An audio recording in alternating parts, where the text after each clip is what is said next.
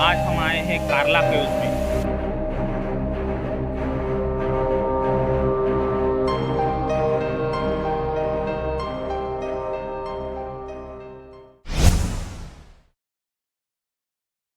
नमस्कार दोस्तों, तो आज हमारा पुणे में चौथा दिन है और आज हम आए हैं कार्ला केव्स में। कार्ला केव्स हम इस ब्लॉक में एक्सप्लोर करेंगे। पुणे से करीब 58 किलोमीटर का डिस्टेंस है कार्ला केव्स का। लोनावड़ा जाते हुए आपको रास्ते में राइट टर्न लेना पड़ेगा और आप पहुंच जाएंगे कार्ला केव्स, जहां पर एकवीरा आई का मंदिर भी है, जो हमारे पीछे आप देख ही सकते हैं। एकवीरा आई का मंदिर भी है और साइड में ही आपको कार्ला केव्स भी दिखाई देंगी। तो आज इस ब्लॉक में हम कार्ला केव्स को एक्सप्लोर करेंगे। तो आइए देखते हैं क्या क्या है कार्ला केव्स में। हमारे सामने ये जो विशालकाय पर्वत दिख रहा है, इसी की चट्टानों को काट कर कार्ला की गुफाओं को बनाया गया है। हम जैसे ही कार्ला की गुफाओं की ओर बढ़ते हैं तो हमें नजर आती है ये रंगी बिरंगी दुकानें। एकवीरा आई के दर्शन के लिए जाने वाले श्रद्धालु यहाँ से पूजा का सामान खरीदते हैं और यहाँ आपको लोनावड़ा की चिक्की भी मिलती है। अगर आप यहाँ मानसून में आते हैं तो आपको इस तरह के कई झरनों का दीदार भी यहाँ होता है, जो आपके इस सफर को और भी रोमांचित बना देता है।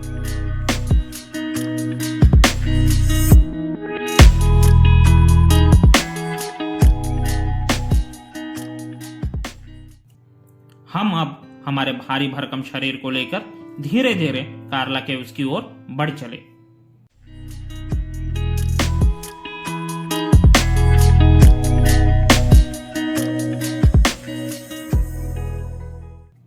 ढाई सौ सीढ़ियां चढ़ने के बाद हमारे सामने दिख रही है कार्ला की ये दिल को छू जाने वाली गुफाएं।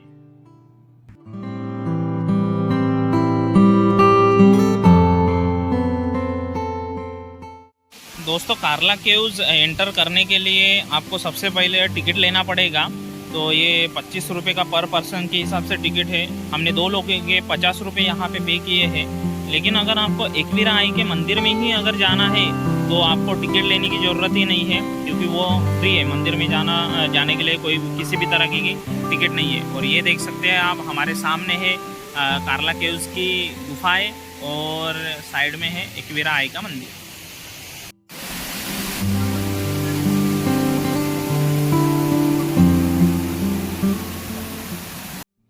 तो चलिए दोस्तों, अब वक्त हो गया है इस गुफा के इतिहास को जानने का और इसके महत्व को समझने का।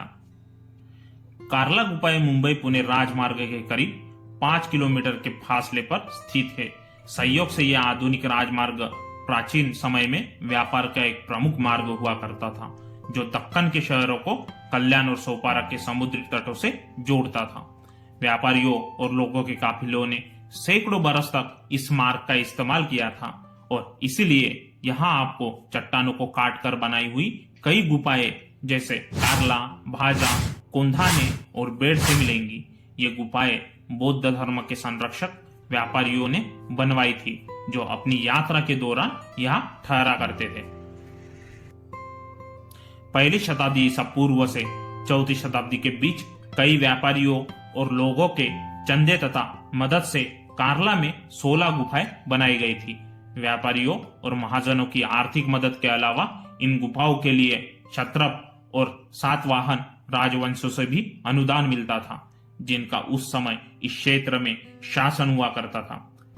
उस समय रोम के साथ बहुत व्यापार होता था और इसीलिए ये राजवंश खूब फूले फले भी। ये राजवंश बौद्ध प्रतिष्ठानों को संरक्षण भी दिया करते थे।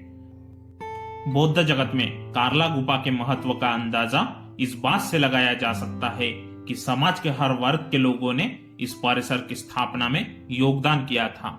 इन लोगों के नाम यहाँ मिले 34 अभिलेखों में दर्ज है।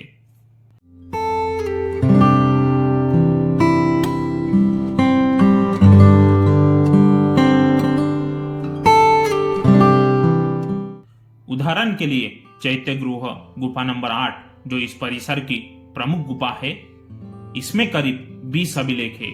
इस गुफा के हर हिस्से के लिए, चाहे वो रैलिंग हो, मूर्तियां हो या फिर स्तंभ हो, अलग अलग लोगों ने इसके लिए पैसे दान दिए थे।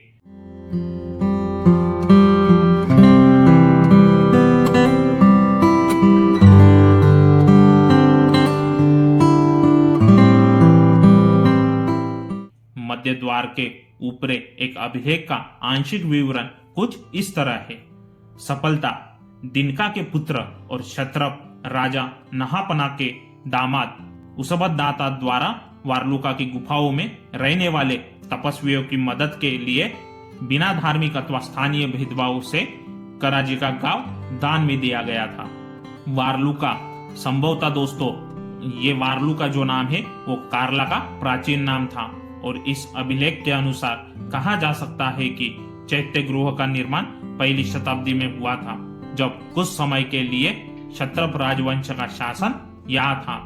इन गुफाओं में स्थापित कई अभिलेखों पर ऐसे लोगों के हस्ताक्षर है जो खुद को यवन बताते थे।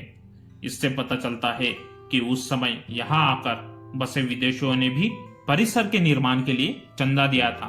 इससे इस बात को भी बल मिलता है कि उस समय खूब व्यापार हो रहा था और विदेश से कल्याण तथा सोपारा बंदरगाह आए विदेशी व्यापारियों ने भी स्थानीय स्मारकों के निर्माण में योगदान किया था।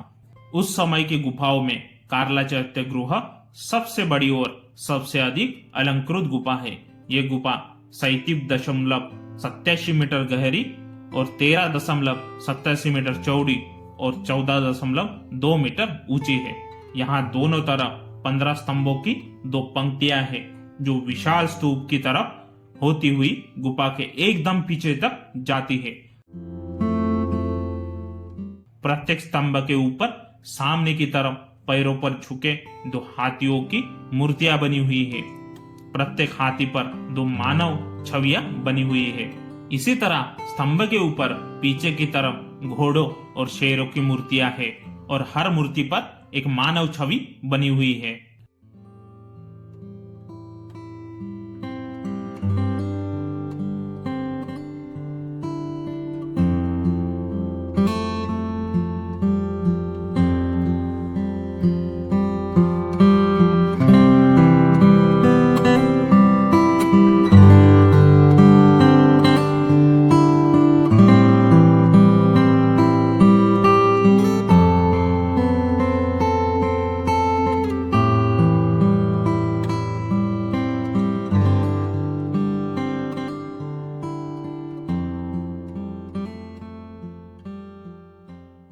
चैत्य गृह के 3 प्रवेश द्वार है।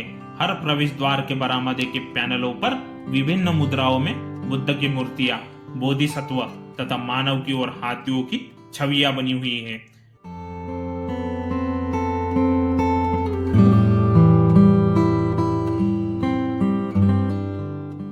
हैरानी की बात यह है कि सदियों पुराना यह चैत्य गृह बहुत अच्छी तरह संरक्षित रहा है। चैत्य गृह के बाहर एक विशाल स्तंभ है जिसके ऊपर शेरों की 4 मूर्तियां हैं।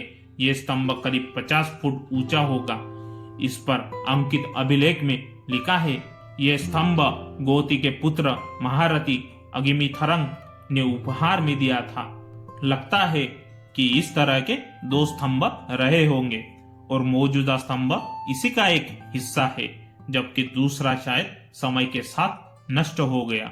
इस दूसरे स्तंभ की जगह एक मंदिर है जो एकवीरा देवी को समर्पित है। इस देवी की पूजा मुंबई के अग्री और कोली समुदाय के लोग करते हैं। यहाँ तक कि एकवीरा महाराष्ट्र की जाने माने राजनीतिक परिवार ठाकरे की भी कुलदेवी है।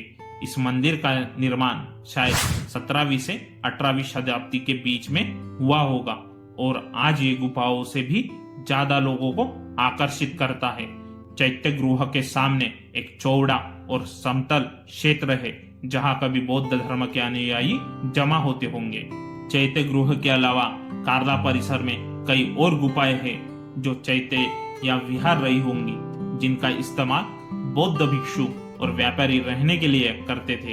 इन गुफाओं में भी मूर्तियां हैं और अभिलेख है। हालांकि इनमें से ज्यादातर खंडर बन चुकी है। वास्तुकला और ऐतिहासिक दृष्टि से कार्ला गुफाएं कमाल की गुफाएं है। ये स्थान बहुत रमणीय है और ये भारतीय पुरातत्व सर्वेक्षण की देखरेख में है। यहाँ ज्यादातर ट्रैकर्स और श्रद्धालु आते हैं। कभी कभार यहाँ इतिहास में दिलचस्पी रखने वाले लोग भी आते हैं। तो दोस्तों ये थी कार्ला केव्स की इंफॉर्मेशन। इसी के साथ हमारे नेक्स्ट वीडियो में हम भाजे के उसकी भी इंफॉर्मेशन देंगे, तो आप प्लीज हमारे नेक्स्ट वीडियो को भी देखिएगा। तब तक के लिए हमें इजाजत दीजिए। हमारे चैनल को सब्सक्राइब कीजिए और हमारे वीडियो को लाइक कीजिए तथा अपने दोस्तों के साथ शेयर कीजिए। धन्यवाद दोस्तों।